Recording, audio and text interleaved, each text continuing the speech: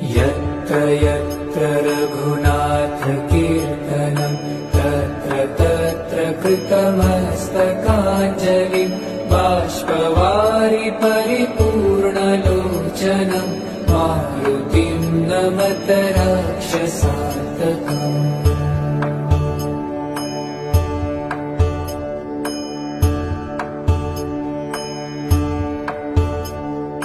यत्र यत्र रघुनाथकीर्तनं तत्र तत्र कृतमस्तकाञ्जलिं बाष्पवारि परिपूर्णलोचनं मारुतिं नमत राक्षसान्तकम्।